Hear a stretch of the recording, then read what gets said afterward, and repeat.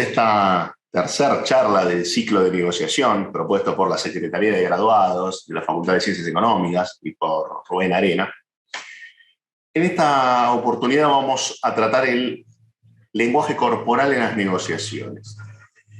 ¿Y por qué damos en una materia de negociación lenguaje no verbal, comunicación no verbal, lenguaje corporal? Bueno, porque creemos que la diferencia entre un negociador amateur, un negociador intuitivo y un negociador profesional radica en la cantidad de herramientas que tiene cada uno. El negociador intuitivo va a una negociación a ver cómo se desarrolla, valiéndose de su carisma, valiéndose de su inteligencia.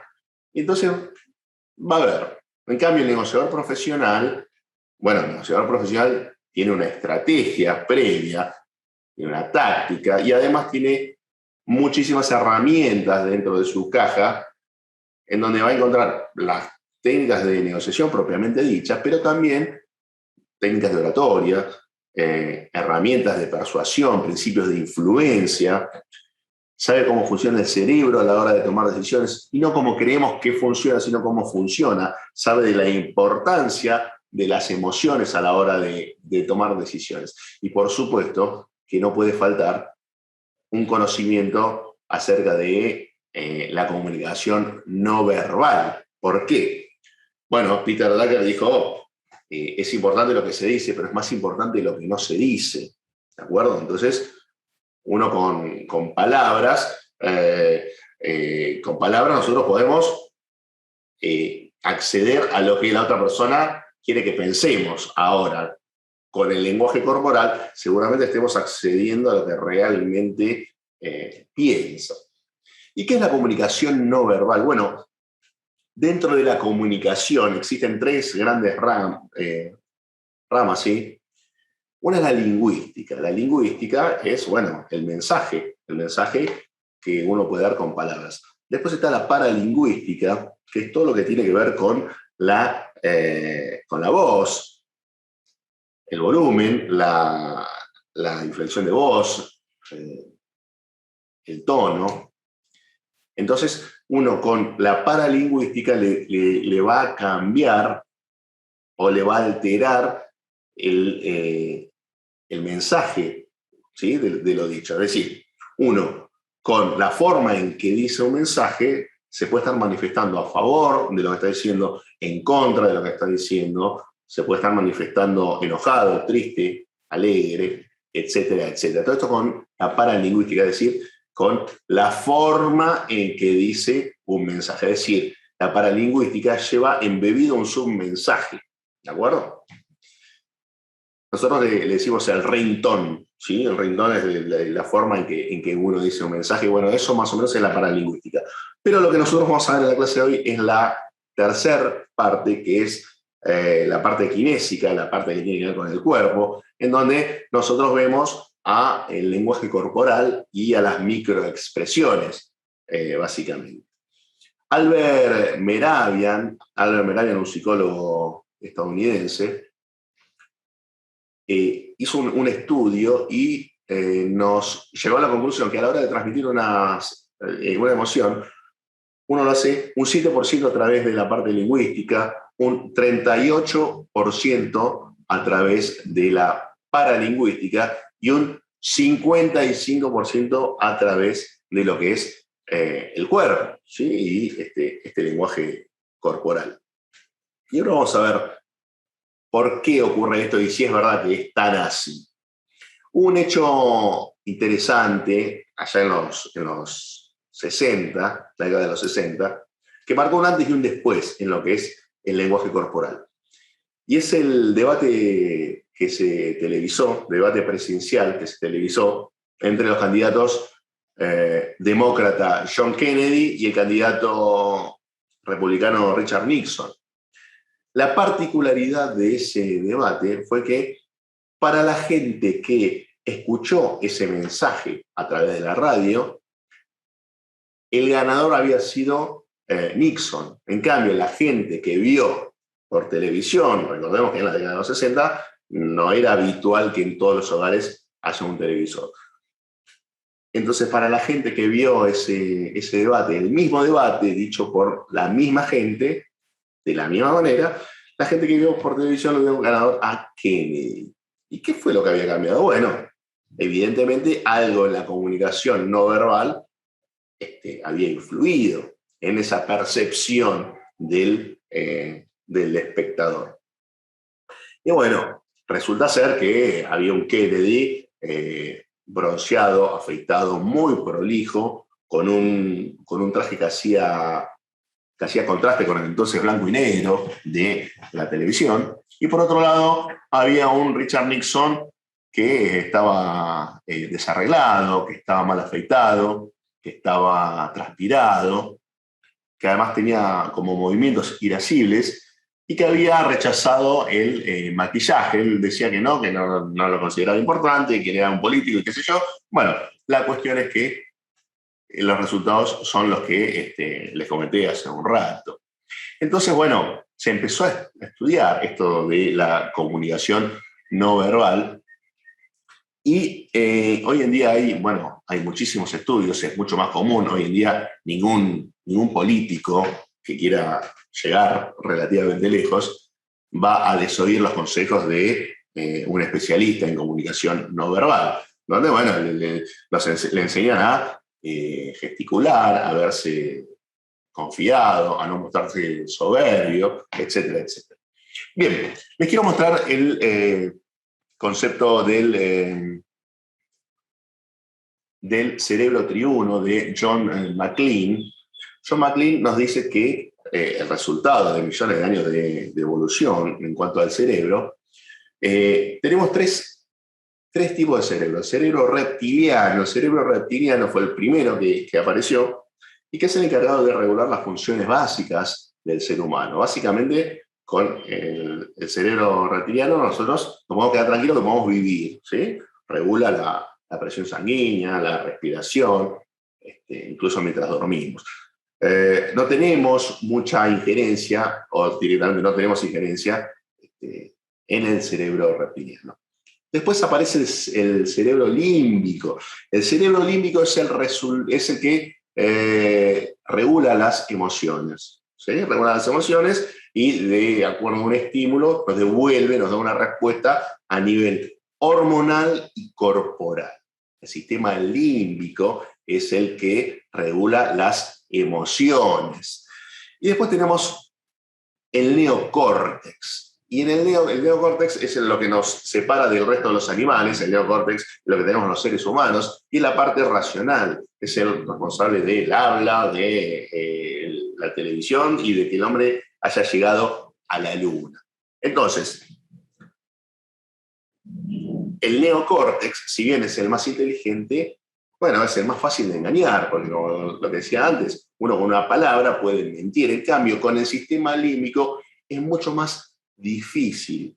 Es mucho más difícil mentir. ¿Por qué? Porque el sistema límbico es el que regula las emociones. Entonces, bueno, se dice que el sistema límbico es el cerebro más sincero, porque es el que, el que nos dice la verdad. Entonces, nosotros cuando veamos una incongruencia entre lo que una persona está diciendo y lo que está mostrando, pero siempre le vamos a creer a lo que estamos viendo. ¿Por qué? Bueno, porque el sistema límbico, como dijimos antes, es mucho más difícil de controlar. ¿Se pueden controlar las emociones?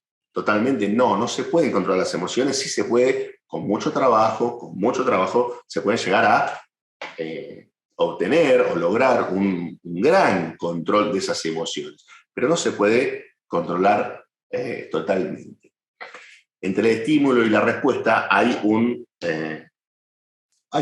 espacio en donde dice Paul Ekman que la naturaleza no quiere que intervengamos, pero podemos intervenir para elegir la respuesta, habitualmente, y cuando estamos calmados. Ahora, cuando estamos bajo una situación de tensión, es mucho más difícil controlar esa respuesta, es mucho más difícil controlar las emociones. Entonces, bueno, nosotros como negociadores profesionales tenemos que estar atentos a toda esa información que nos va a dar el subconsciente.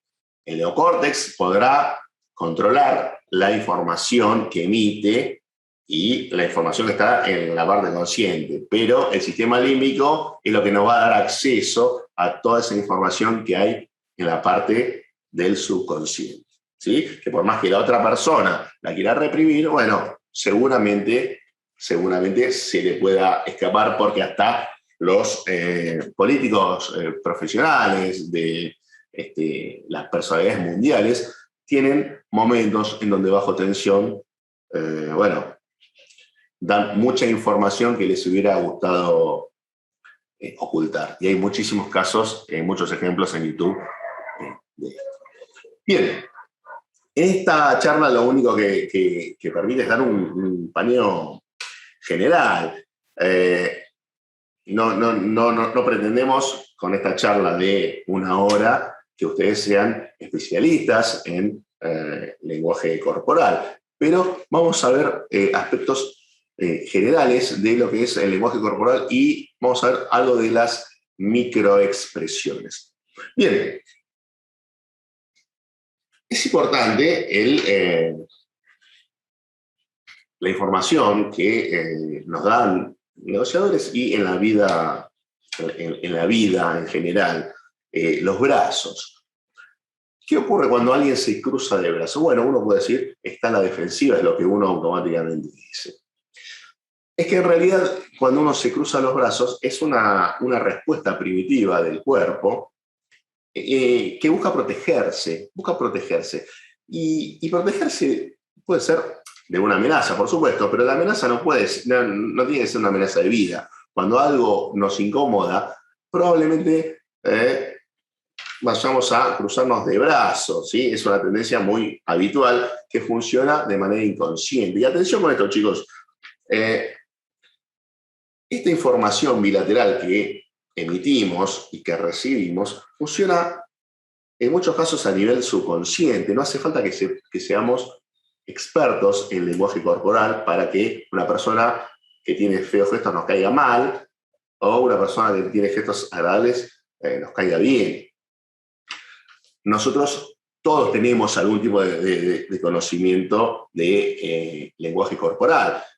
Cuando éramos niños, nosotros nos manejábamos y nos comunicábamos con el lenguaje corporal. Después, bueno, aparece la palabra y después, cuanto más palabras tengamos, menos vamos a necesitar de las manos para comunicarnos. Entonces, bueno, ese conocimiento del lenguaje corporal se va achicando hasta quedar en un rincón del subconsciente. Pero queda ahí, está latente y es por eso que algunas personas tienen de manera natural esa comprensión del lenguaje corporal y otras no tanto. Entonces, bueno, es importante que uno, una vez que adquiera estos conocimientos, agudice la observación. Si agudiza la observación, seguramente va a acceder a mucha información que siempre estuvo ahí. La gente que no es consciente de esta información, la gente que no agudiza su observación, bueno,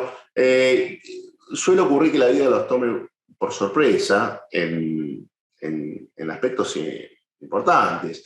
Se les puede escuchar cosas como: mi pareja me abandonó, me pidió el divorcio, y la verdad que no sé qué le pasó, se habrá vuelto loca o se habrá vuelto loco, y dijo que hace años que no me ama y qué sé yo, y la verdad que yo nunca me di cuenta. Bueno, seguramente esa información, chicos, estuvo ahí. O la persona que es despedida por su jefe o su jefa y resulta que tenía la percepción que se llevaban bárbaro. O los padres que no sé, que se anotician que alguno de sus hijos está teniendo problemas hace años con alguna adicción o está siendo víctima de bullying hace mucho tiempo y nunca se dieron cuenta. Bueno, esto es porque lo que nombrábamos antes, uno puede regular, uno puede controlar lo que quiere decir a través del neocórtex, pero a través del sistema límbico donde nosotros vamos a acceder a esa información que muchas veces el cerebro intenta reprimir de manera consciente. Y volviendo a los brazos, Habíamos dicho que cuando uno se cruza de brazos, se encuentra a la defensiva, es lo que primero decía. Bueno, ocurre que cuando nosotros nos sentimos amenazados, tenemos la tendencia a cruzarnos de brazos. En realidad, el cruzarnos de brazos es una respuesta primitiva a cubrirnos los órganos vitales, ¿de acuerdo? Ocurre cuando estamos parados y estamos nerviosos y nos queremos cruzar los brazos o nos ponemos las manos en la zona inguinal como si fuera un jugador de fútbol que está en una barrera, ¿no es cierto? En una barrera esperando un tiro libre. Bien, esto decíamos, es una respuesta inconsciente ante una amenaza. ¿Sí? Cuando nos sentimos amenazados, sentimos o tenemos esa sensación y esa necesidad de cubrirnos. Uno puede decir, no, pero yo me cruzo de brazos porque me parece cómodo. Bueno, ¿cuándo le puede a uno parecer cómodo cruzarse de brazos? Precisamente cuando está incómodo. Si uno está incómodo, está en una situación agradable, no va a tener esa sensación. Si uno está en la presencia de un hijo o una hija, no va a querer cruzarse de brazos. Cuando una pareja, a no ser que estemos enojados con esa pareja, entonces, bueno, a ver, contame dónde estuviste ayer. Bueno, ahí sí, eso es una respuesta inconsciente. O si no, queremos, no sé, tenemos la sensación de poner una notebook, un portafolio, un vaso, una botella, es decir, cualquier cosa que actúe como barrera. ¿Sí? Lo repito una vez más, esto es de manera inconsciente. Esto uno lo hace de manera inconsciente, sin darse cuenta. Por supuesto que lo puede hacer de manera consciente, pero para eso tiene que tener el conocimiento. Bien, acá tenemos en la imagen de fondo, tenemos algunas imágenes. Lo que ustedes ven abajo corresponden a una película que se llama Intensamente, una película de Disney infantil, pero tiene bastante rigor científico. En esa película, les cuento para los que no la vieron, trata de una niña tendrá 7 o 8 años, y hay distintos muñequitos, que son los que ven acá, distintos colores, que cada uno representa una emoción. Entonces, a medida que le van ocurriendo cosas, esa emoción toma control del cerebro y emite una respuesta relativa a esa emoción. Les decía, si bien es una película infantil, tiene mucho rigor científico y se las recomiendo. Bueno, después tenemos distintas formas, ¿no?, de presentarse ante un auditorio.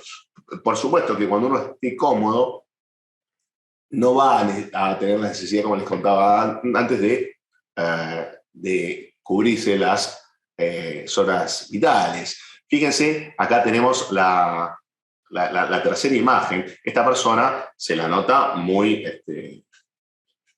confiada, está proyectando seguridad, confianza, autoridad. Es la postura que utilizan los reyes, las reinas para caminar por sus palacios, las directoras de colegio para caminar delante de los alumnos, los jefes militares para caminar delante de sus tropas. Es decir, su mensaje que emiten es: no tengo temor a nada, por eso tengo los brazos atrás y tengo el cuello a la vista, ¿sí?, bien levantado, porque no tengo nada que temer. Lo contrario sería tener el cuello bajo, ¿sí?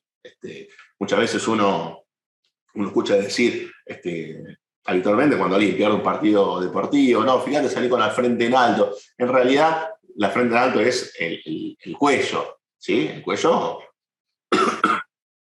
exhibido. Entonces, la persona que camina con la nariz levantada o la frente en alta, como nos enseñaron nuestros padres, en realidad lo que está emitiendo es su mensaje que no tiene nada que temer, por eso camina con el cuello exhibido y, si se siente muy confiado, con los brazos atrás. ¿Sí? Son respuestas subconscientes.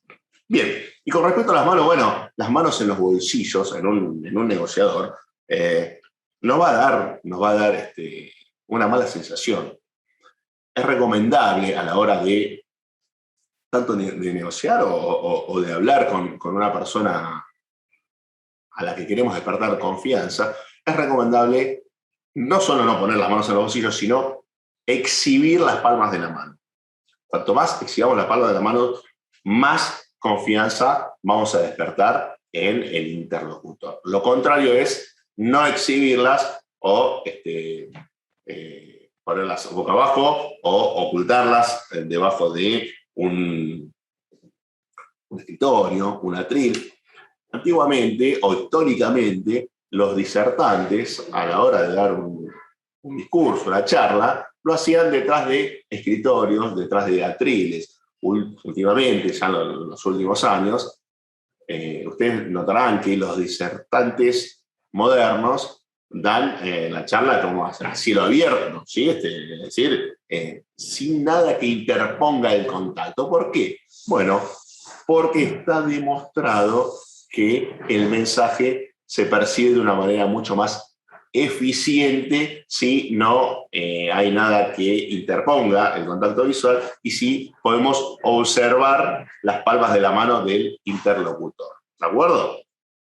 Incluso está testeado que el mismo mensaje dado por el mismo disertante con la exhibición de las palmas abiertas llega mucho más que el mismo mensaje dado por el mismo disertante con las manos ocultas. Y incluso si el mismo mensaje dado por el mismo disertante se da con la exhibición del dedo índice, bueno, entonces la recepción es mucho menor.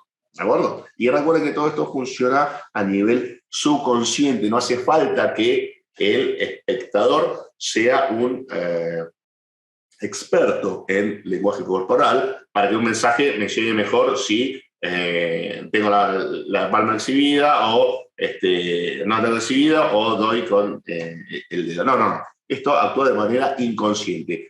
Es una comunicación bilateral y de manera inconsciente. No hace falta que el otro sea un experto. Bien. Existen distintas técnicas. Acá estamos viendo lo que se llama dedos en forma de campanario. Acá vemos un político muy importante que utiliza esta técnica. En el caso de Donald Trump, también lo usa, el señor Burns, ¿no? Para aquellos que ven Los Simpsons. Y este gesto emite el submensaje de la persona que se sabe la respuesta a todas las preguntas, ¿sí? Es un mensaje que genera o que proyecta mucha autoridad. La persona se siente muy segura de sí misma.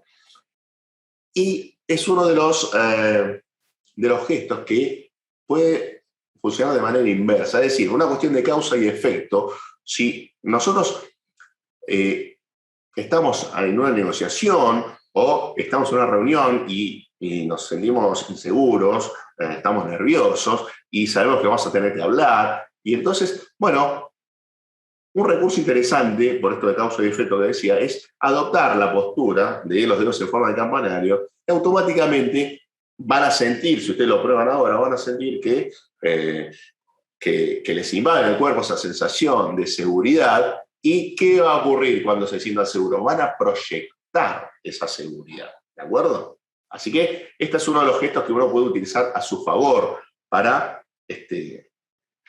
engañar al cuerpo y que el cuerpo empiece a sentir ciertas emociones, ¿de acuerdo? Bien. Acá vemos algunos gestos. Cualquier gesto o cualquier intento por acaparar más espacio territorial del que le corresponde, bueno, es visto como una señal de seguridad. Alguien que utiliza más espacio del que necesita es una persona segura. Si uno entra a una sala de negociación y ve a alguien que está abarcando mucho espacio, así como los pavos cuando bueno, se pavonean y quieren ostentar, es porque, bueno, seguramente esa persona sea la persona de mayor autoridad en la sala, ¿de acuerdo? Seguramente esa persona que abarca mucho espacio deponga esa actitud cuando o si llega a entrar a la sala alguien de mayor autoridad o notoriedad. ¿Sí? Entonces hay distintas formas de abarcar el espacio. Una es apoyándose en el otro respaldo o poniéndose los brazos tipo capucho, tipo cobra, o apoyando los pies arriba del escritorio, o por ejemplo en la imagen que vemos acá, vemos la imagen de la postura de la Mujer Maravilla, ¿sí? En el caso de la mujer. Su mensaje que emite es que no va a ser amedrentada fácilmente, ¿no es cierto? Eso es lo que proyecta. Y bueno, después tenemos un fragmento de la película de Lobo de Wall Street, donde, bueno, es una persona que tiene un perfil muy narcisista, muy megalómano, y entonces, bueno, le gusta utilizar esa cuestión de abarcar mucho espacio, ¿sí? Y se lo ve también en los deportistas.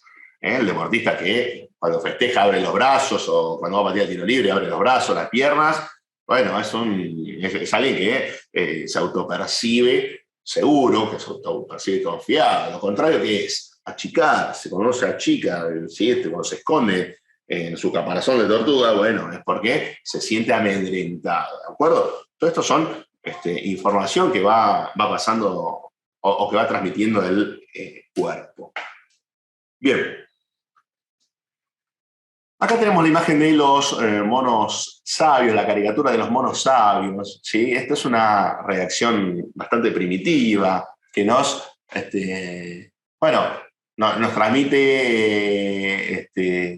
el mono que no le gustaba lo que veía, o que no quería escuchar lo que estaba escuchando, o que se arrepiente de lo que dijo, o que no le gustó lo que dijo. Esto, repito, es una reacción primitiva.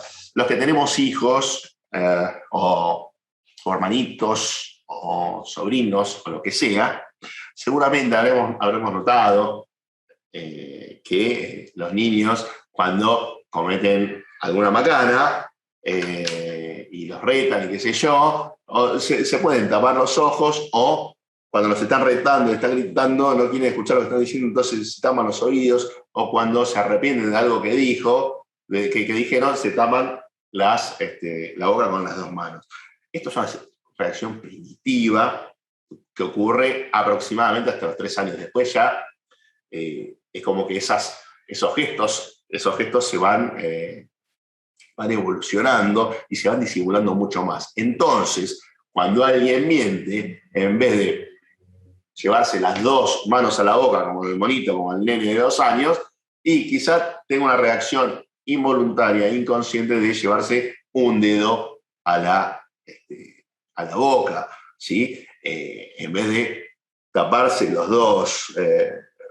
ojos con las manos, y quizás haga este gesto rápido, inconsciente, involuntario, que si nosotros estamos atentos, vamos a tratar de investigar. ¿Qué pasó? ¿Qué pasó?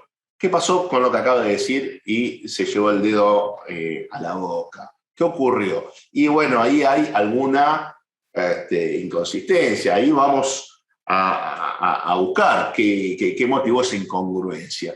¿Pudo haber mentido? Y probablemente pudo haber mentido. Y esto tiene que quedar bien claro. No hay ningún gesto delator de mentira. No existe un solo gesto que por sí solo sea un delator de mentira. Sí existen posibles indicios de mentira.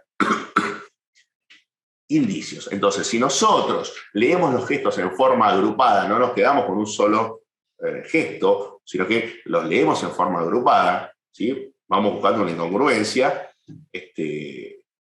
entonces podemos llegar a la conclusión de que acá hay algo mal, hay algo que está pasando, hay algo en lo que deberíamos investigar. ¿Por qué se tocó el oído o se tocó la nariz? Repito, ¿es señal de haber mentido? No, pero es un posible indicio de presencia de tensión. Entonces, ¿por qué está tensionado? ¿Por qué se tensionó cuando dijo algo que en realidad no tendría que haber provocado tanta tensión? Bueno, vamos a investigar. Puede ser. Entonces, bueno, tenemos varios indicios de esto. Ponerse colorado, transpirar, puede ser bajar la mirada. Bajar la mirada es señal de que está mintiendo porque el interlocutor pierde contacto visual, porque no está comprometido con lo que vio o lo que dijo.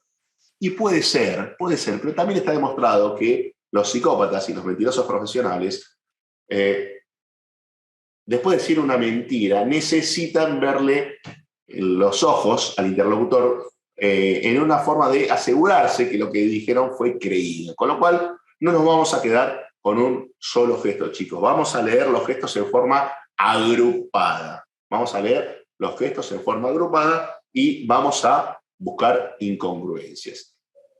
Cuando uno miente, se toca la nariz, puede ser porque hay terminaciones nerviosas y entonces puede ocurrir que nos dé ese picor y que nos haga que nos toquemos la nariz de diferentes maneras. Pero bueno, cuando estamos ante la presencia de algo que nos causa tensión, también sentimos esta necesidad de tocarnos de cualquier manera. Van a ver que cada uno tiene su forma de tocarse la nariz o su forma de llevarse los dedos a la boca diferente, ¿sí? Entonces, bueno, vamos a investigar. Acuérdense, y lo digo una vez más, no se queden con un solo gesto. Lean los gestos en forma agrupada, chicos.